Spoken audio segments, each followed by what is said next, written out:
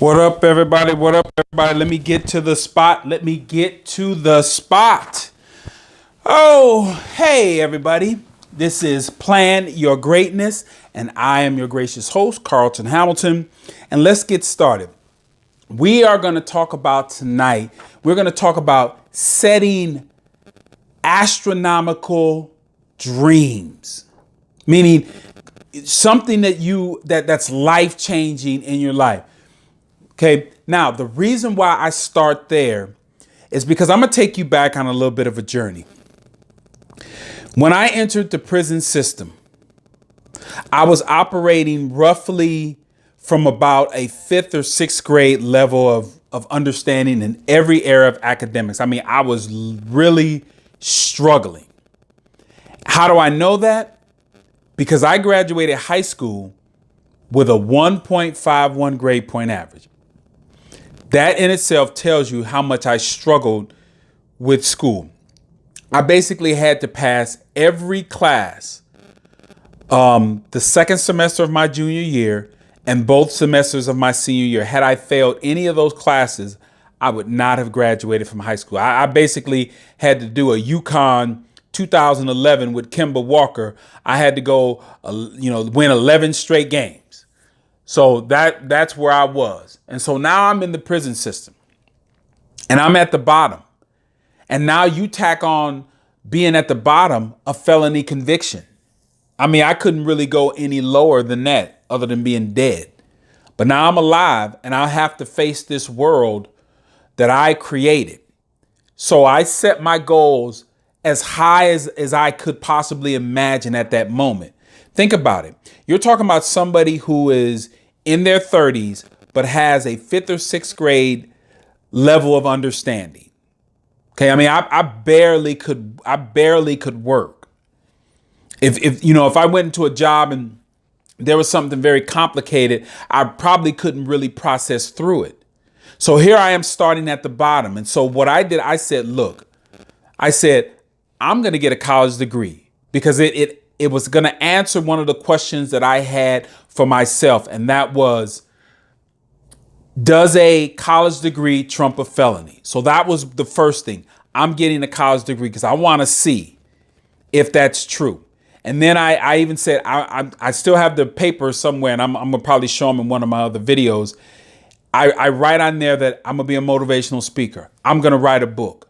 I'm going to be a social worker. I'm going to own a business. I had all these goals out there and I had absolutely no idea how I was going to go about them. But I said, you know what? I'm at the bottom. I'm shooting for the stars. And I'm a sidetrack for a second. People tend not to be afraid. People tend not to be courageous enough to just go after a goal because they don't want the backlash of not getting the goal. But my thing is, well, if you don't go after that goal, you're going to be in the same spot you are anyway. So whether you succeed or fail, you're going to be better off because at least you have tried. And if you tried and come back here, what did you lose? You were here anyway. All right. So I believe all our goals should be our highest. We should set them to be our highest, our greatest desire.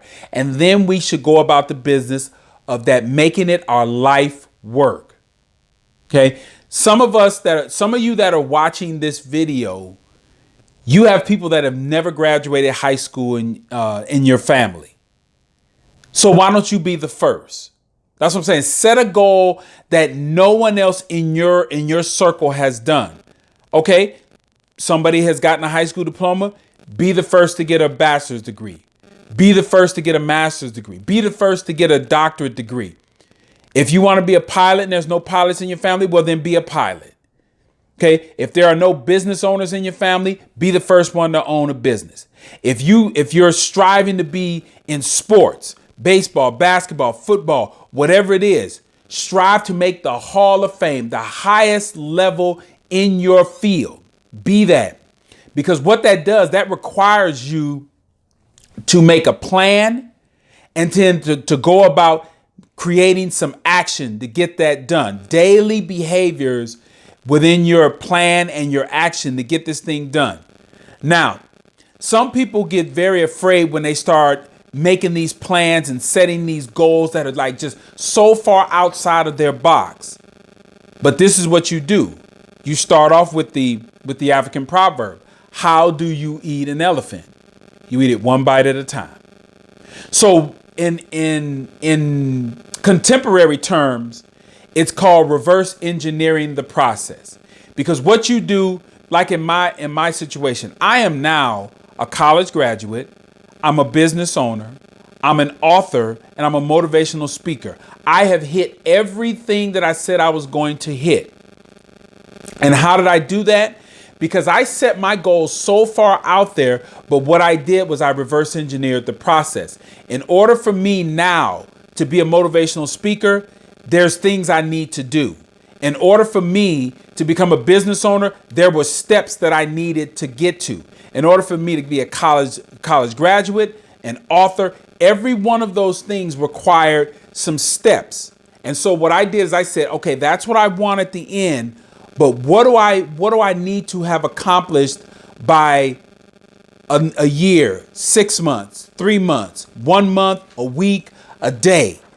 Because Dr. Dennis Kimbro, he said that when you set a goal, you must give it a deadline. And that's actually one of my 9 pillars of success. You must give everything that you are going after a deadline.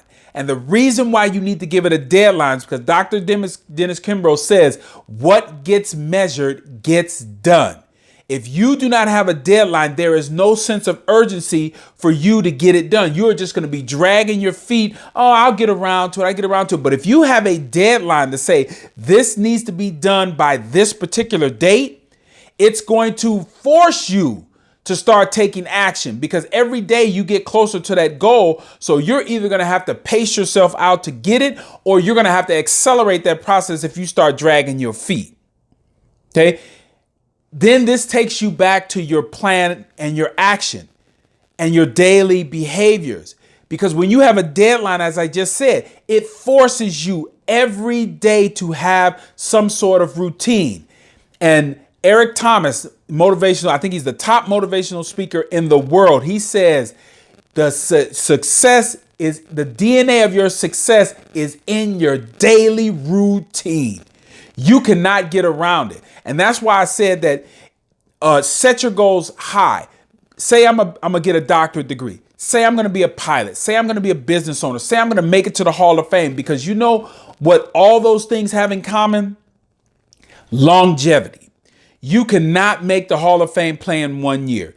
You are not going to be able to become a successful business owner in 1 year. You're not going to get a PhD, a master's degree, or a high school diploma, whatever it is. You're not going to get it in a day or a year. It is going to take time. Focus and commitment. It's going to take time.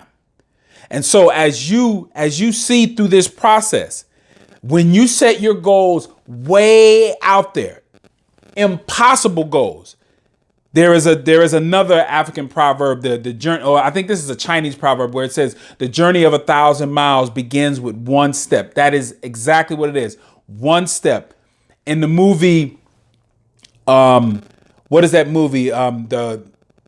The Pursuit of Happiness with Will Smith is in there, and he's playing this guy by the name of Chris Gardner. And the guy that was at the homeless shelter with him always told him that baby steps count too, because you're moving, you're making progress. So when you have that astronomical goal and you break it down to its basic steps of things you need to do every single day, you are then beginning the process of planning your greatness. This is Plan Your Greatness, and I will say this again: plan your greatness. You know why? Because no one else will. I'll see you all next time.